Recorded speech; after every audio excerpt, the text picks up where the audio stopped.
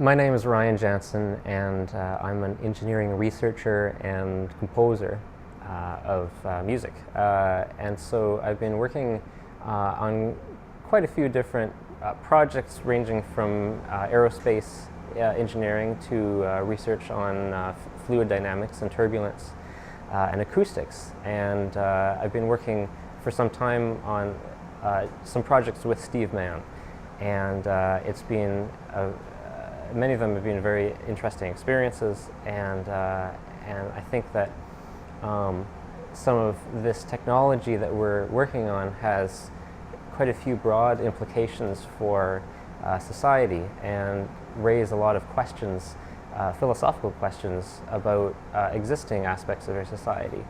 Ryan, before we get to the deeper philosophical questions of your work and of the things that you do, let me ask you first, why and how did you get interested in technology and music?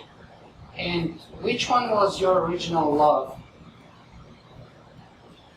I think I had two passions from childhood.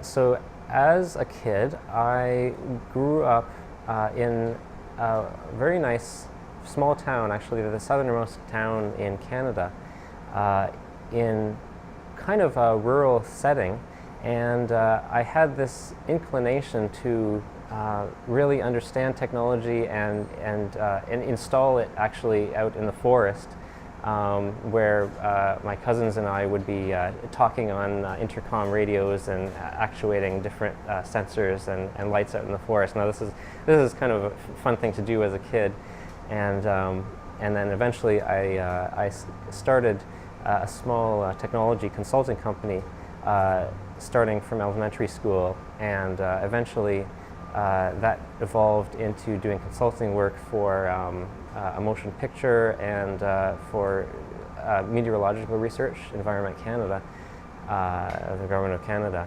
And so my passion for technology has always been there. And at the same time, this innate pursuit of musical ideas has always been at the kind of core of my being, searching for a way to express these subtleties that I found were not being described starting from childhood among my peers. These feelings or these strong emotions that I would be sensing in the world around me, whether that be in natural landscapes or the passions of different stories around the world that I would feel had music in them, and so there's this kind of soul that's always wanting to be there in the music that I create. So I've been writing music for choir, orchestra, small ensembles, bridging over to electronic music, jazz influences, and so on. Within that, I've also been working on quite a few more high-tech performances, and often my problem is that I get so involved with performances that I end up doing many things at the same time in terms of writing and arranging and directing performers, but also having a strong technological component, including video projection and processing of sound. And all of that is kind of in order to better express whatever experience or emotion there is to the audience and among the performers. So it's been an interesting adventure. Let me stop you here for a second and challenge you. I don't think you're quite giving us the whole picture. You're saying that you have two passions, technology and music. I think both you and Steve actually have a third passion too, which is clearly nature, or being one with nature, being in harmony with nature. So, can you talk a little bit about this? And I actually can go even as far as to claim that for you too, being one with nature and in harmony with nature is clearly an overarching concern. In other words, both technology and music, in a way, have to fit inside of nature rather than oppose it. So would you mind talking a little bit about that? Well, I think that for me, on a personal level, many of my loves of music and of technology have been inspired by my connection to nature and just this kind of scientific curiosity, but also I think that we all know about many of the ways that nature is being exploited for many different purposes, and I think that in many ways our society needs to live off of the natural world, but also be inspired by the natural world. And one thing I've also noticed with people in different areas of research that are pursuing some kind of technology, so developing any new technology, there's this one aspect that sometimes is missing, and that is kind of a pursuit of technology that can create a more just society, a technology that can open up lots of philosophical questions and have implications in our collective future that can bring us to a place that is maybe more moral and ethical and somehow just. And sometimes that sometimes our eyes can look very far towards a futuristic imagination of things, but also it sometimes can draw us back towards our earlier types of civilization that is closer to the natural world, not disconnected. Our world is so, our economy is so fragmented and specialized that you actually get a lot of people who are in many different occupations that less and less understand the real primordial, the natural world around us. And at the same time, even in engineering, you get many people who sit in front of a computer doing specialized, very intricate specialized tasks and calculations all the time, but they may no longer know how to screw a screw into the wall, kind of thing, and so a lot of these things speak to maybe a disconnect from the reality of the world around us as we get absorbed into pursuits. And even in technology,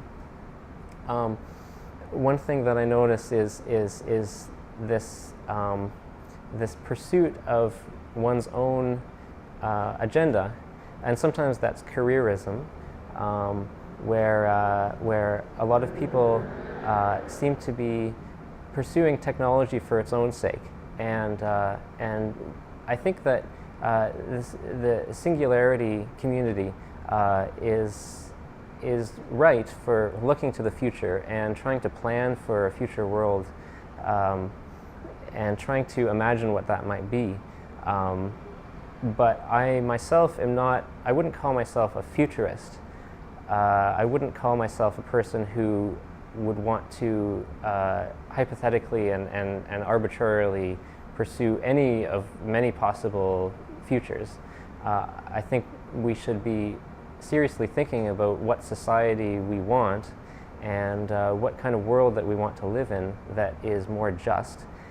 And sometimes that doesn't come from pursuing any arbitrary technology, but it can come from really seriously understanding philosophical issues about human nature even, which is not a technological issue necessarily, but I think people who are scientists and who are engineers, and also who are in the arts, who are musicians, who are visual artists, need to seriously think not necessarily always about their own careers and about whatever they're doing to try to gain success, but they have to think about what can make their effect on the world and how it fits in the bigger picture.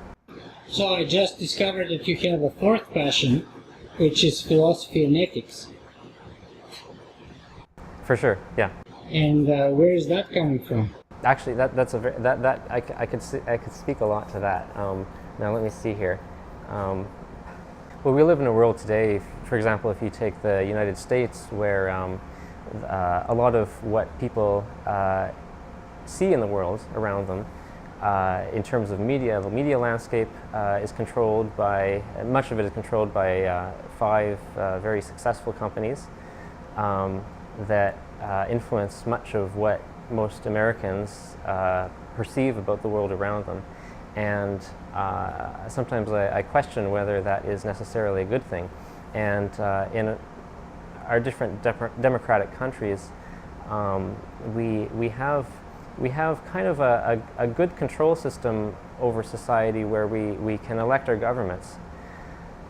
But part of that control system requires feedback. So this feedback loop that consists of the media or our observations of society, and that's also books and newspapers, the full gamut to help us perceive the state of our world and how we should change that. And I think that it's important that not get corrupted by people's other interests that might conflict with an honest assessment of what the situation is. And there is now so much interest in careerism, and if you look at many of journalists, it's more of an issue of maybe the news desk, where there's more of an interest in not alienating viewers or readers by not speaking out when there's some kind of thing that might jar people. And jarring is what we need. And I think Steve Mann does that well with his provocative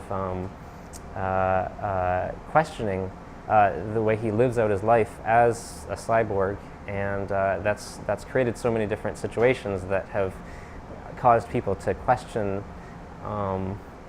things that they assumed are the natural order of things. To question the assumption that surveillance is always good if it increases in its prevalence, and I think we need more of that among scientists as well as journalists, and also in the arts.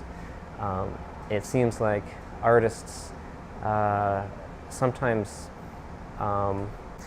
artists get absorbed in a world of expressing the non-understandable, or expressing things which are not meant to have meaning interpreted. But I think that it's important to also have somebody who is creating art, whether that's music or visual art, and poetry, so on, that actually does have meaning and speak to honest truths in the world around us, and the world that might be. So people who are interested in singularity issues, and people who are interested in the future of our society, I think there needs to be more of these questions being raised among artists, musicians, composers,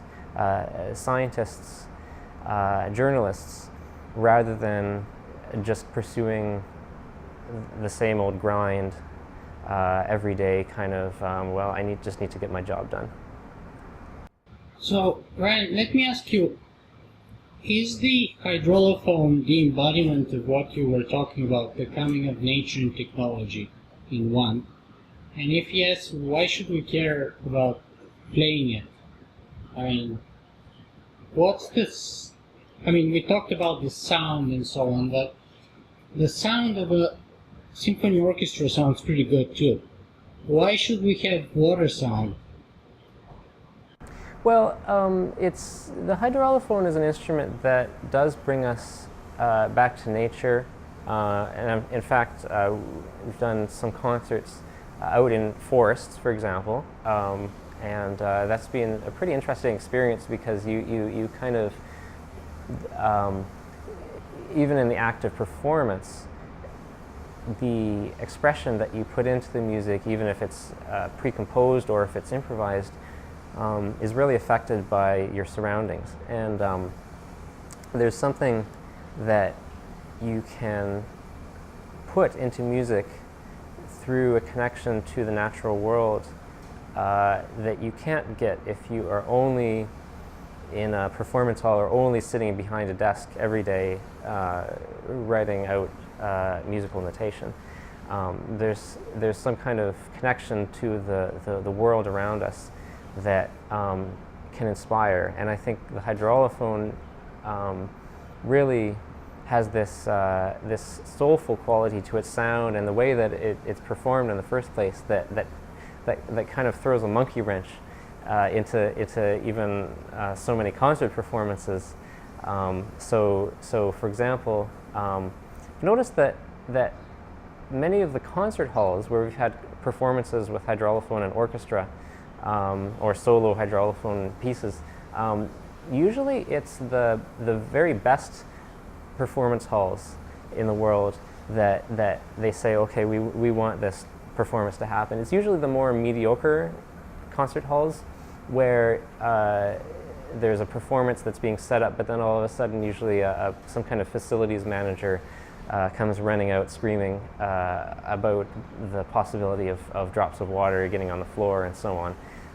But really it's the best performance halls and the most keenly aware conductors, for example, who realize we have to make this happen, and so it's really led to some very interesting performances around the world. What are some of your favorite projects you've done so far? So some of the performances with hydraulophone, there have been a number of them in New York City, San Francisco, in Orlando, Copenhagen. Was an interesting performance because it took place, it was kind of an experimental music performance, but it took place at a place called the Vandkulturhuset, and in Danish that means water culture house. So it has this very interesting performance area where half of the audience, in this case, was sitting in fine attire in seating for this concert. The other half of the audience was using snorkels and were able to swim through water to be able to hear the sound more directly of these instruments. So there were some hydraulophones underwater and some above water and other instruments as well. And so some of the performers slash scientific demonstrators of this event were going back and forth between above water and underwater. One of the people was actually a certified scuba person, so he was able to stay underwater for the full duration of the performance. So some of these kind of unusual events that combine science with music. Some of the performances with hydraulophone not only involve music, but also kind of an understanding of science, so science demonstrations, because the hydraulophone really raises a lot of issues, of fundamental issues of physics that are really good tools for science education. And also, it's actually required a lot of research, physics research, to be able to actually make these instruments. So hydraulophones make their sound by vibrations occurring in water or other liquids. And we were looking back in the past to see if anyone had built something like this before. Now, of course, there are other instruments. You take a wine glass, for example, and fill it with water, and you can make tones, or bowls that are filled with water. But in those cases, it's not actually the water that's causing the initial vibration. The initial vibration happens in solid matter, or sometimes gas, blowing air through pipes, and the water only tunes the note or affects the sound somehow. And the same thing with the installation using ocean waves, where it's actually requiring air to allow the sound to be emanated. And actually, dolphins and porpoises, when they make their calls underwater, they're actually cheating. So dolphins and porpoises, they ingest a small bubble of water, of air, when they're underwater, and that aids in the sound production. So we were actually looking back in history to see if anyone has actually made an instrument that purely makes sound from vibrations in water. And we were looking back, and eventually we found that the ancient Greeks had an instrument they called the hydraulis. That was their water organ. But it turns out that the hydraulis only used water as a source of pressure to drive air, force air through pipes. So once again, it's not actually a hydraulophonic instrument, it's just an aerophone. So it's using water somehow, but actually air is what's making the initial vibration. So the hydraulophone, what we have now, is a new invention over the last few years that we've been working on, and it's the world's first instrument that's actually able to make sound, or music from vibrations in liquid. Ryan, for those people who want to find out more about you and what you do, where should they go and look for it? What's the best place to find information about you? Well, there are many videos of past pieces, some of them with hydraulophone, others with other newly invented instruments and orchestral performances. You go to ryanjanzen.ca, Ryan, Janzen.ca, and there are quite a few interesting recordings posted there. So Ryan, what is the most important message that you would like our viewers and listeners to take away from our conversation with you today?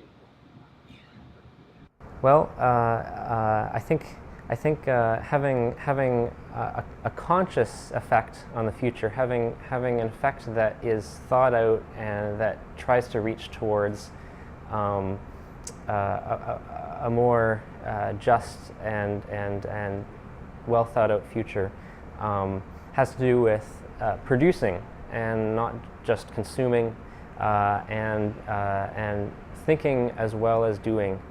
And for me, that has really taken form in making music, as well as producing scientific research, and it's become very interesting combining those two in the same activity. So combining science and music and nature. Well, yes, and kind of keeping in mind, I guess, our natural roots, and expressing that in a way that that has an impact on people. Ryan Janzen, thank you for being with us today. Thank you.